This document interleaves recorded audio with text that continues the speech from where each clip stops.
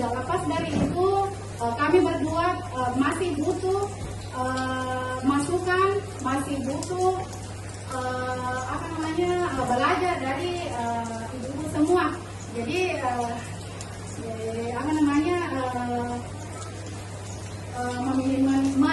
meminimalisir anggapan bahwa saya dan Bapak yang mengikuti berarti kami berdua yang lebih kuat, lebih fokus untuk melakukan pembebasan nantinya.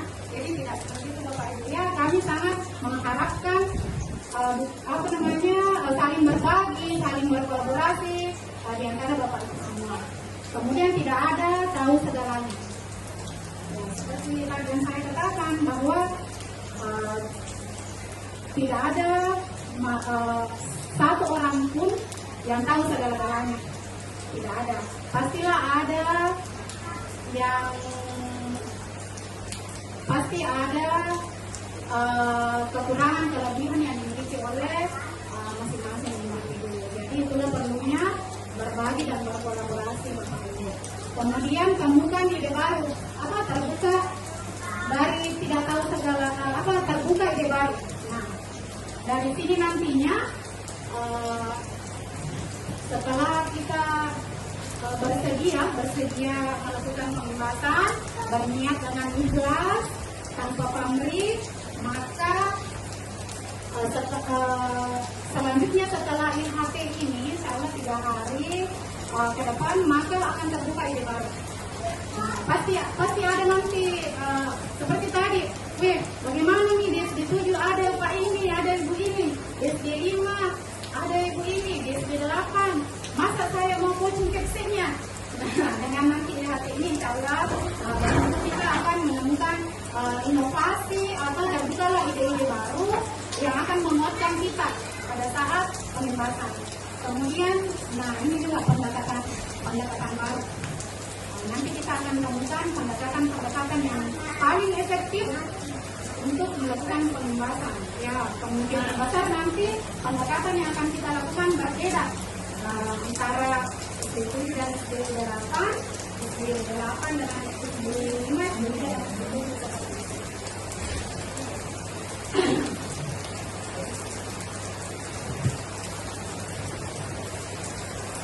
Nah, ini tadi sudah saya bahas. Jadi kita memiliki pengalaman yang tercatat. Jadi intinya kita berkomunikasi dengan pengalaman. Jadi kalau memang misalnya ada ide dalam benak Bapak Ibu yang ingin diutarakan, ya inilah saatnya kita saling berbagi supaya kita bisa berkolaborasi. Karena kalau tidak ada kolaborasi maka kita tidak akan kuat. Sama yang mesin bisa kurang tempat kita memimpas nantinya kalau tidak ada persatuan dan kesatuan. Itu maksudnya. Kemudian, kolaborasi sebagai kunci kesuksesan bersama. Hasil terbaik dicapai melalui kerjasama dan kolaborasi antar individu. Ini yang selalu ditekankan. Setiap slide pasti ada kolaborasi dan kerjasama. Jadi ini kuncinya.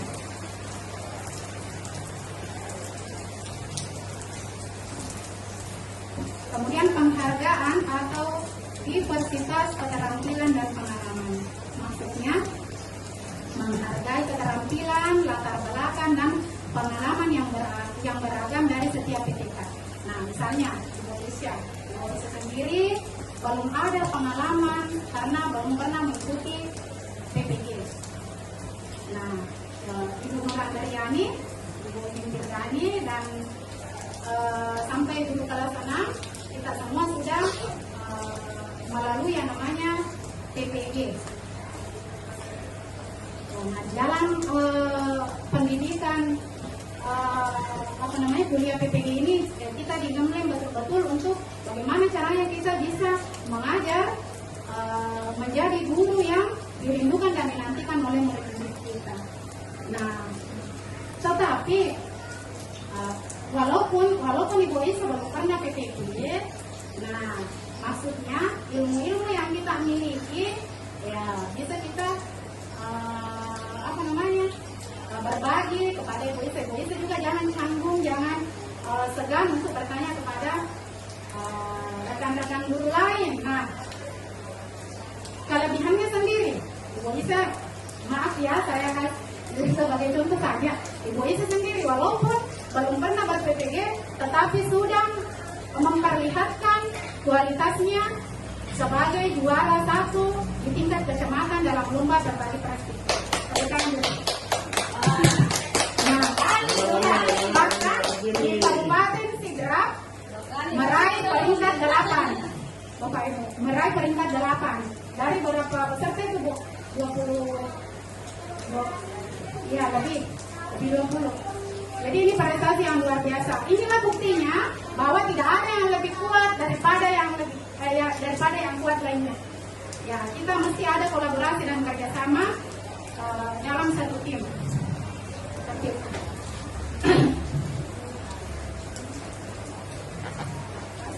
Kemudian kita mengenai legitimasi, legitimasi teori itu sudah anak-anak yang tujuan kita adalah mengupayakan bagaimana anak-anak kita setelah keluar dari satuan pendidikan ini bisa terjun di dunia kerja yang serumit digitalisasi. Bayangkan kalau di SD belum mengenal sama sekali, belum mengenal yang namanya Google Phone, yang namanya Chromebook, baru mengenal enter, shift, space dan sebagainya. Apa yang terjadi? Pasti iya. Kemudian mengembangkan profil pelajar Pancasila.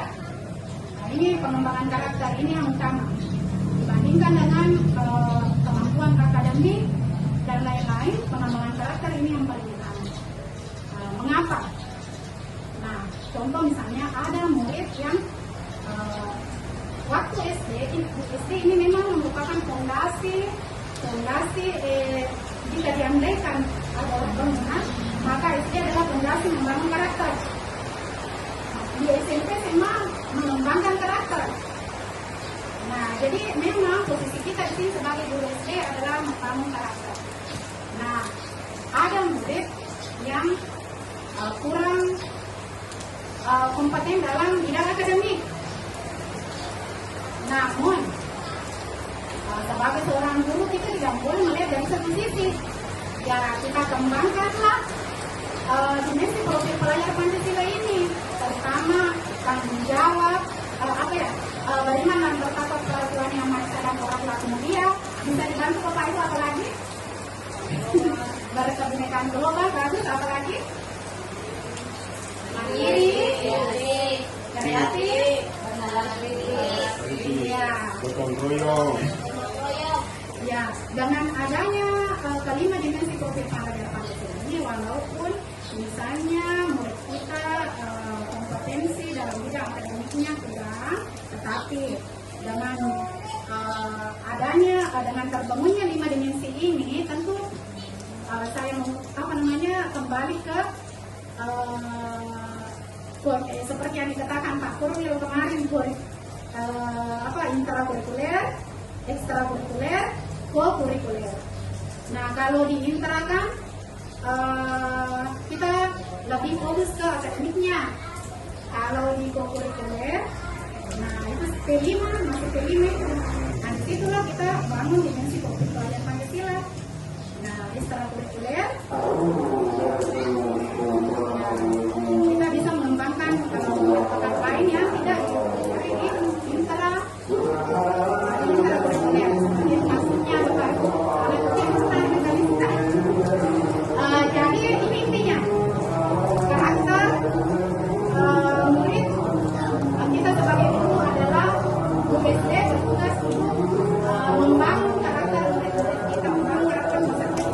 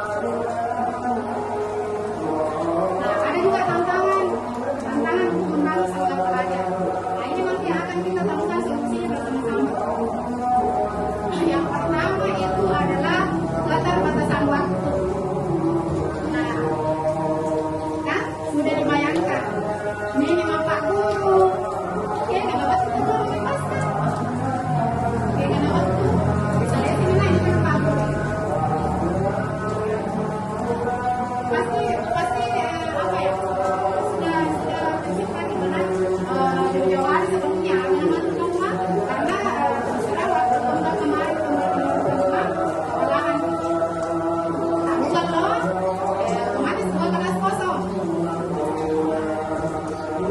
Dia mau olahraga apa? Olahraga, dia mau olahraga.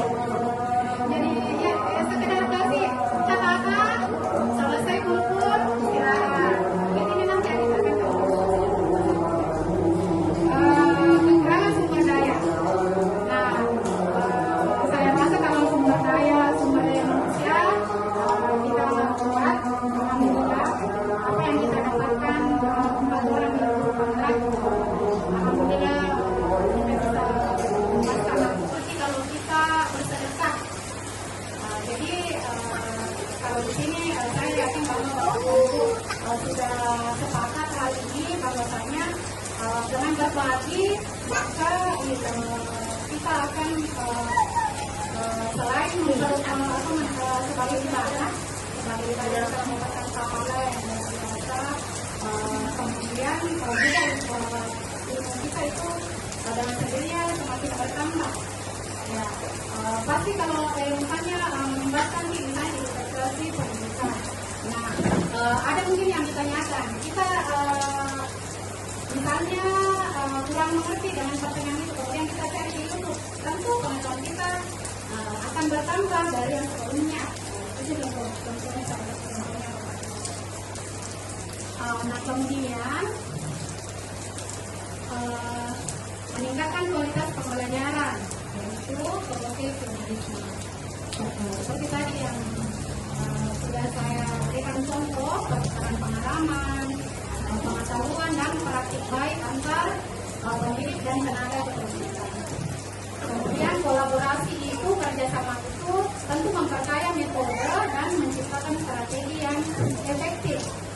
Dan selanjutnya akan tercipta pembelajaran yang berkualitas. Tujuan yang kedua adalah memaksimalkan potensi individu, semangat belajar tinggi dan berbagi pengetahuan, kemudian mengembangkan keterampilan dan pengetahuan. Selanjutnya pada akhirnya akan tercapailah hasil terbaik dalam pekerjaan. Tujuan yang ketiga adalah membangun kemitraan dan kerjasama.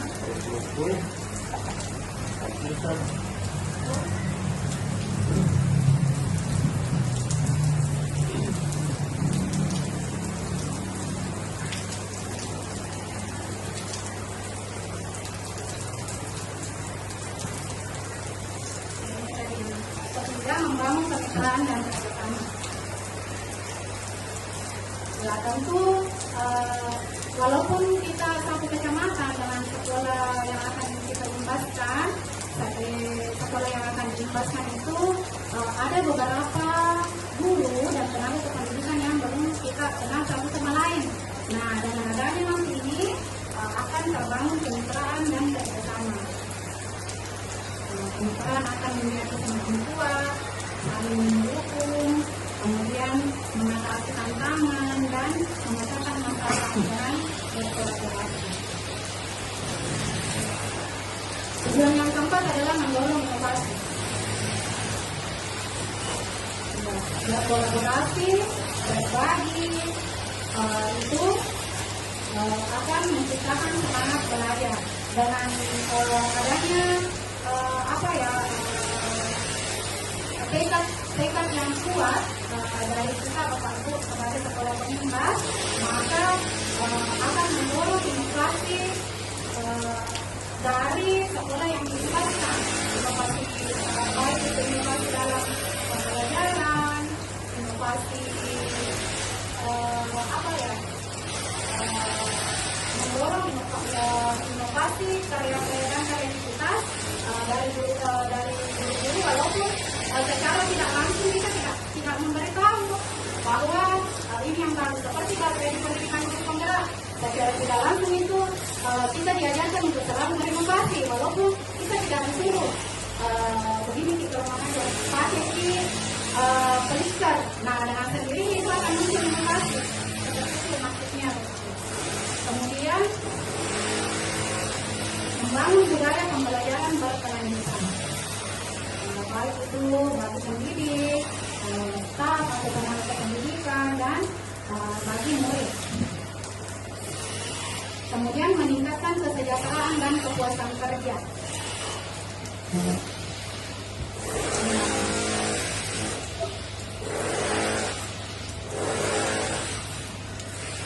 Nah, kemudian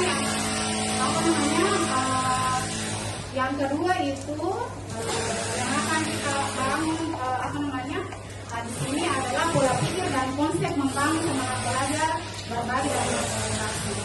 Nah, yang pertama itu yang harus kita miliki sebagai sekolah penintas, guru dan sekolah penintas, yaitu keterbukaan dan kerjasama. Jadi egois dan angkuh yang ada di dalam diri kita sebisa mungkin kita hilangkan supaya kita bisa bersifat terbuka dan rendah hati kepada sekolah yang akan dijelaskan nanti ini. Kemudian yang kedua, pentingnya pertukaran pengetahuan dan pengalaman. Tiga, kolaborasi sebagai kunci kesuksesan bersama. 4, penghargaan atas keterampilan dan pengalaman. Yang kelima, semangat belajar seumur hidup atau pembelajaran sepanjang hayat istilahnya. Kemudian yang terakhir adalah pengakuan terhadap kontribusi individu.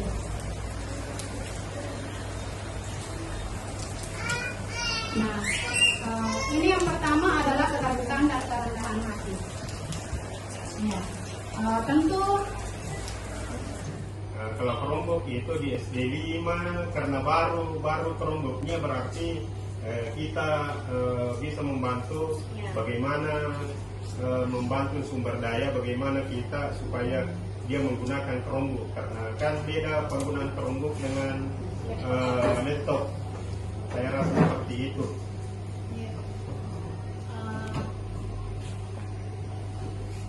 Konten yang disesuaikan, kembali lagi yang ketiga, tetap kolaborasi dan komunikasi. Kemudian pembelajaran fleksibel. Fleksibel di sini maksudnya tidak terikat oleh waktu dan tidak terikat oleh waktu. Misalnya kita tetapkan hari Senin kita akan berbagi cara penggunaan platform kuisis dalam asesmen. Misalnya ada ada guru yang berhalangan dan masalah-masalah lainnya, kita bisa mundur dari waktu yang lebih baik seperti itu. Kemudian evaluasi berbasis teknologi. Nah, ini yang saya rasa ini di SD 8 baru kelas 6 tahun lalu, tahun ini kembali lagi ke asesmen dia ke apa lagi namanya berbasis manual. Iya, masih berbasis kertas. Kalau tahun lalu pakai Google Form, Pak. Kalau di SD 8 Pak. Kalau kelas yang lain baru kelas 6. Baru Pak Kulianti jadi saya yang kemudian pengembangan kalau di SD 7 guru dia Bandar itu siapa? SD 7. Kan ada padi kertasnya kelas lain semuanya. Jadi ini nanti yang perlu dimaksimalkan. SD 5 juga begitu, kertas. Kemudian pengembangan profesional guru.